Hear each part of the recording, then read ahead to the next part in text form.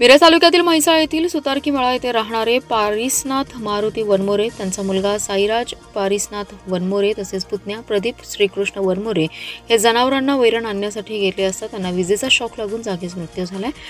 तर परिसनाथ यांचा दुसरा मुलगा हेमंत जखमी झालाय। त्याच्यावर शासकीय रुग्णालयात अतिदक्षता विभागात उपचार सुरू आहेत। या दुर्दैवी घटनेमुळे म्हैसाळ गावात शोककळा पसरली आहे। परिसनाथ यांचा मुलगा हेमंत तसेच साईराज हे तिघेजण जनावरांना वैरण आणण्यासाठी म्हणून सकाळी वड्याकडे असलेल्या शेताजवळ वैरणीसाठी गेले। वैरण काढत असताना अचानक परिसनाथ यांच्या पायाला उसात तुटून पडलेल्या विजेच्या तारेचा स्पर्श झाला। स्पर्श झाल्यानंतर परिसनाथ यांना जोराचा झटका बसल्यावर ते जागेवरच कोसळले। वडिलांना वाचवण्यासाठी म्हणून हेमंत हा त्यांना काढण्यासाठी म्हणून पुढे गेला असता त्यालाही जोराचा विजेचा झटका बसल्याने तो दूरवर कोसळला। दोघेही कोसळल्याचं पाहून साईराज हा तिथून पळत आपले चुलत काका प्रदीप वनमोरे यांना सर्व माहिती सांगण्यासाठी गेला। प्रदीप आणि साईराज हे दुसऱ्या बाजूने जात होते। त्यांच्या पाठीमागे त्यांचा पाळीव कुत्राही होता। उसात तुटून पडलेल्या विजेच्या तारेचा स्पर्श साईराज आणि प्रदीप यांना झाला। दोघेही जागेवरच कोसळले तसेच पाळीव कुत्र्याचा जागेवरच मृत्यू झाला होता। दोघेही जागीच कोसळल्याचं पाहताच नातेवाईकांनी विजेचा प्रवाह चालू असल्याचं लक्षात आल्यानंतर याची माहिती वीज वितरण विभागाला दिल्याने तात्काळ विजेचा प्रवाह बंद झाला। या दुर्दैवी घटनेमुळे म्हैसाळ गावात शोककळा पसरली आहे। चिंतामणनगर येथील रेल्वे उड्डाणपुलाच्या कामास जून महिन्यात सुरुवात झाली होती। तब्बल 16 महिने झाले तरी काम पूर्ण झालं नाही। सकाळपासून या पुलावरून एकेरी वाहतूक सुरू केली, मात्र पुलावर पक्का रस्ता तयार करण्यात आला नाही। काही कामे अपूर्ण असताना देखील एकेरी वाहतूक सुरू झाली आहे, त्यामुळे या ठिकाणी कामात अडथळा येत असल्याने काही तासातच हा पूल वाहतुकीसाठी बंद करण्यात आलाय। मिरज पुणे रेल्वे मार्गाच्या दुहेरीकरणासाठी सांगली माधवनगर रस्त्यावरील चिंतामणनगरचा पूल पाडण्यात आला होता। नव्याने 4 पदरी पूल बांधण्यात येणार आहे, त्यासाठी 15 कोटींची तरतूद करण्यात आली होती। सार्वजनिक बांधकाम विभागाने वाढीव काम सुचवल्याने 10 कोटी जादा निधीची तरतूद देखील झाली। या 25 कोटींच्या कामाला 10 जून 2023 ला सुरुवात झाली होती, तरीही हे काम पूर्ण करण्यासाठी 10 जानेवारी 2024 पर्यंतची मुदत देण्यात आली होती। त्यासाठी या रस्ता बंद करून पर्यायी रस्त्यावरून वाहतूक सुरू करण्यात आली होती।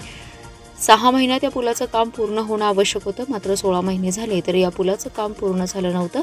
अनेक आंदोलनं झाली, पूल सुरू होण्यासाठी तारीख पे तारीख पडली, तरी देखील काम पूर्ण होत नव्हते। अखेर सकाळी 11 वाजता एकेरी वाहतूक सुरू करण्यात आली, पण या एकेरी वाहतुकीवर रस्ता कच्चा आहे। या रस्त्यावर अद्याप डांबरीकरण झालं नाही, तरी देखील वाहतूक सुरू झाली आहे। सोशल मीडियावर व्हिडिओ व्हायरल झाले, मात्र काही वेळातच हा मार्ग बंद करण्यात आला आहे। मिरज तालुक्यातील म्हैसाळ येथे विजेचा धक्का लागून एकाच कुटुंबातील तिघांचा मृत्यू झाला। या घटनेनं संपूर्ण मिरज तालुक्यावर शोककळा पसरली आहे। या घटनेची माहिती मिळताच पालकमंत्री सुरेश खाडे यांनी मिरज शासकीय रुग्णालयात धाव घेत मृतांच्या नातेवाईकांची विचारपूस करत सांत्वन केले। या घटनेत दोषी असणाऱ्यांवर कठोर कारवाई केली जाईल। उपमुख्यमंत्री देवेंद्र फडणवीस यांच्या चर्चा झाली आहे। चौकशीअंती जे कोणी दोषी आढळतील त्यांच्यावर कठोर कारवाई करण्यात येईल। तुम्ही भिवू नका, आम्ही तुमच्या पाठीशी आहोत, सर्वतोपरी मदत करू असं सांगितलं। तसेच मृत नातेवाईकांना 5 लाखांची मदत पालकमंत्री डॉक्टर सुरेश भाऊ खाडे यांनी जाहीर केली आहे। या घटनेमध्ये कोणी दोषी असल्यास त्यांच्यावर कारवाई केली जाईल। तसेच वीज वितरणाच्या भोंगळ कारभाराची चौकशी केली जाईल। अशा घटना परत होऊ नये म्हणून वीज वितरण विभागाने विजेच्या तारा कुठे कुठे शेतातून गेल्या आहेत त्याचा सर्वे करावा। अशा घटना घडू नये याबाबत काळजी घ्यावी। वीज वितरण विभागाला विजेच्या तारांबाबत शेतकऱ्यांनी माहिती दिली होती, तरीही वीज वितरण विभागाचे दुर्लक्ष झाल्याची चर्चा आहे। याबाबत सखोल चौकशी केली जाईल, त्यामध्ये कोणी दोषी असल्यास त्यांच्यावर कारवाई करू असंही पालकमंत्री सुरेश खाडे यांनी सांगितलं। कवठेमंकाळ तालुक्यातील देशिंग बोरगाव येथे आयोजित केलेल्या मुख्यमंत्री केसरी बैलगाडा शर्यतीमध्ये हेलिकॉप्टर बैजा आणि बुलेट छब्या या बैलजोडीने प्रथम क्रमांक पटकावलाय। प्रथम क्रमांक विजेत्यास थार गाडी बक्षीस देण्यात आले। डबल महाराष्ट्र केसरी पैलवान चंद्रहार पाटील यांच्या वतीने अंबाबाई देवीच्या यात्रा आणि बाळासाहेब ठाकरे यांच्या स्मृतिदिन दिनानिमित्त या शर्यतीचं आयोजन करण्यात आलं होतं। या बैलगाडी शर्यतीला लाखांहून अधिक बैलगाडी शर्यत शौकीनांनी उपस्थिती दर्शवली।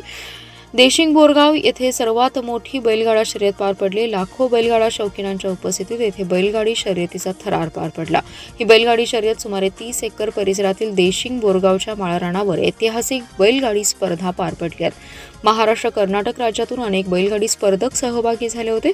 वेगवेगळ्या गटातून पार पडलेल्या शर्यतीनंतर चुरशीच्या अंतिम सामन्यात हेलिकॉप्टर बैजा आणि बुलेट छब्या या बैलजोडीनं प्रथम क्रमांकाची थार गाडी पटकावली, तर कोल्हापूरच्या हरण्या या बैलजोडीनं द्वितीय क्रमांक मिळवत ट्रॅक्टरचा मानकरी झालाय। यावेळी उपनेते प्राध्यापक नितीन बानुगडे पाटील, डबल महाराष्ट्र केसरी पैलवान चंद्रहार पाटील, जिल्हाध्यक्ष संजय विभुते, तालुका प्रमुख मारुती पवार, हिंद केसरी संतोष वेताळ, बजरंग पाटील, अभिजित पाटील, अण्णासाहेब कोळेकर, संजय चव्हाण यांच्यासह लाखोंच्या संख्येने शर्यतप्रेमी उपस्थित होते. जत तालुक्यातील कोसारी येथे घराच्या बांधकामासाठी आणलेल्या 22,300 रुपयांच्या साहित्याची चोरी अज्ञात चोरट्यांनी केली होती. याबाबतची फिर्याद रंगा परशुराम सकट यांनी दिली होती. तर कोसारी येथील न्यू इंग्लिश स्कूल या माध्यमिक शाळेत विद्यार्थ्यांसाठी ठेवण्यात आलेला 800 किलो पोषण आहाराचा तांदूळ अज्ञात चोरट्यांनी लंपास केल्याची फिर्याद मुख्याध्यापक भीमसेन नागणे यांनी दिली होती. या दोन्ही चोरीचा तपास लावण्यात जत पोलिसांना यश आले असून चोरीतील सर्व मुद्देमाल ताब्यात घेतलाय.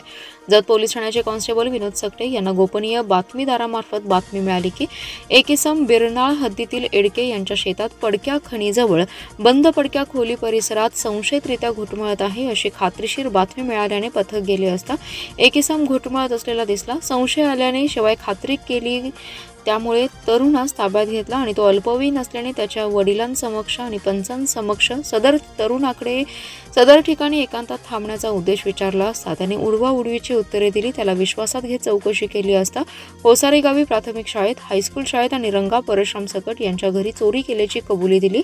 त्यातील मुद्देमाल सदरच्या बंदपत्राच्या खोलीमध्ये ठेवल्याचं सांगितलं. सदर खोलीमध्ये वरील 3 ठिकाणी चोरी केलेला मुद्देमाल एकत्रित मिळून आलाय.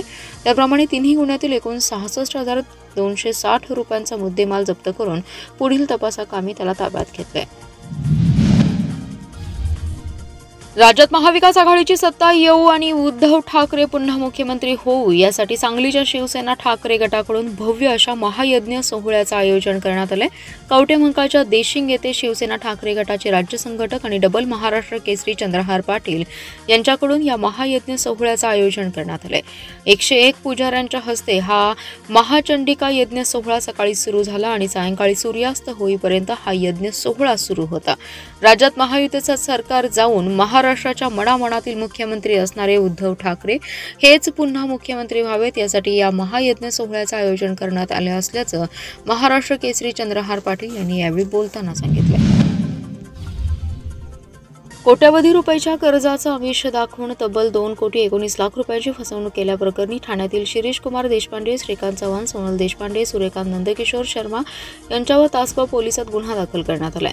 याची फिर्याद दीपक नेताजीराव मोरे यांनी दिली आहे. 1 जानेवारी 2023 ते 31 मे 2024 या कालावधीत तासगाव येथील सरस्वती नगर येथे फिर्यादीस विविध फायनान्स कंपनीकडून कोट्यवधी रुपयांचं कर्ज मंजूर करून देण्याचा आमिष दाखवून फिर्यादीचा विश्वास संपादन करत फिर्यादीकडून बँक खात्यामार्फत आणि रोख स्वरूपात 2,26,100,000 रुपये स्वीकारला आणि त्यापैकी 8 मे 2024 पर्यंत फिर्यादीस 7 लाख रुपये टप्प्याटप्प्यात परत दिला. मात्र कोणत्याही फायनान्स कंपनीचं कर्ज मंजूर न करता संशयितांनी आपापसामध्ये संगनमत करून उर्वरित रक्कम 2,19,100,000 रुपये परत न देता फिर्यादीस ॲक्सिस बँक, SBI आणि डून व्हॅली फायनान्स अँड लेझिक लिमिटेड या फायनान्स कंपनीचं कर्ज मंजुरीचं बनावट पत्रक देऊन 2,19,100,000 रुपयांची फसवणूक केली.